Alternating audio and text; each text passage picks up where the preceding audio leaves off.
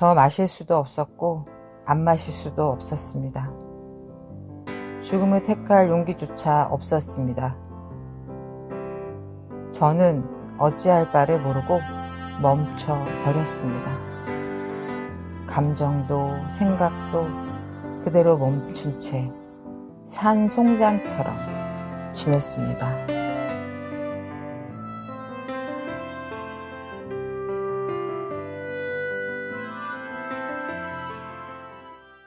안녕하세요. AA에서 3년째 단주 중인 알코올 중독자 이입니다.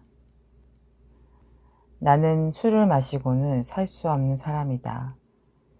그리고 나는 더 마시다간 죽을지도 모르는 사람이다.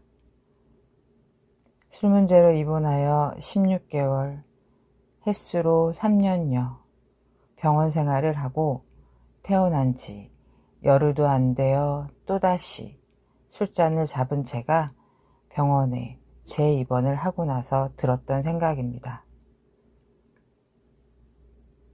더 마실 수도 없었고 안 마실 수도 없었습니다. 죽음을 택할 용기조차 없었습니다. 저는 어찌할 바를 모르고 멈춰 버렸습니다.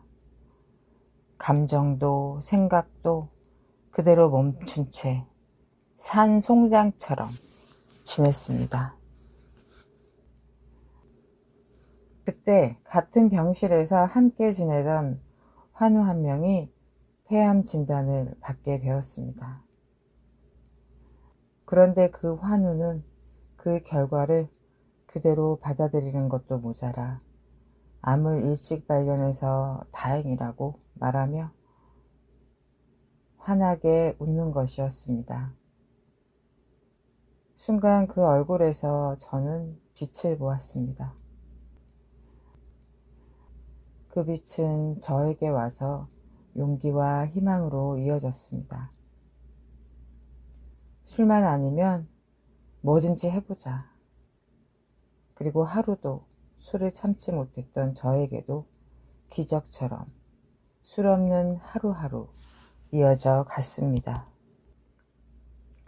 저는 늘 제 삶을 불행하다 여기며 그 원인을 엄마에게서 또 타인에게서 찾으려고 해왔습니다.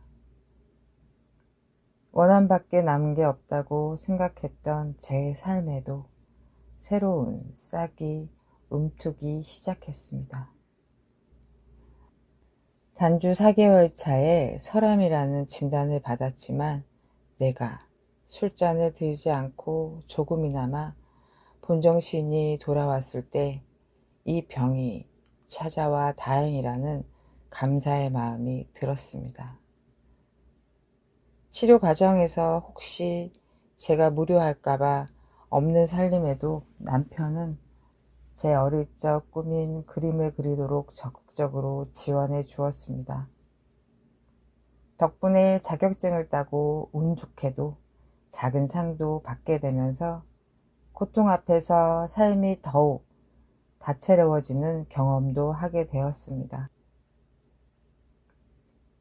단주를 시작하고 첫 한 해 동안은 AA 모임은 가지 않고 집과 중독센터를 오가며 지냈습니다. 병원에서 처음 접했던 AA 모임은 나에게는 넘지 못할 산 같은 존재였기 때문입니다. 코로나 때 병원 생활을 했기에 방문 제한으로 인해 병원 밖 AA 멤버들을 직접 만난 적이 없던 것이 큰 이유였습니다. 그 상태에서 병원에서 진행하던 AA 모임은 초심자인 제 눈에는 엉성해 보이기만 했습니다. 그러면서도 주변에서 주워들은 이야기를 가지고 제멋대로 상상하며 왠지 나 같은 건 낄 수 없다는 막연한 두려움도 가지고 있었습니다.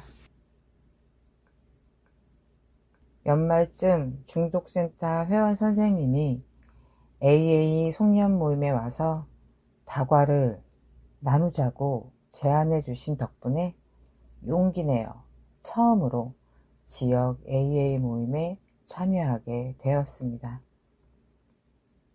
걱정하던 것과 다르게 나와 같다는 동질감 때문이었는지 내 자리를 찾은 듯 자연스럽고 평온한 마음이 들었습니다.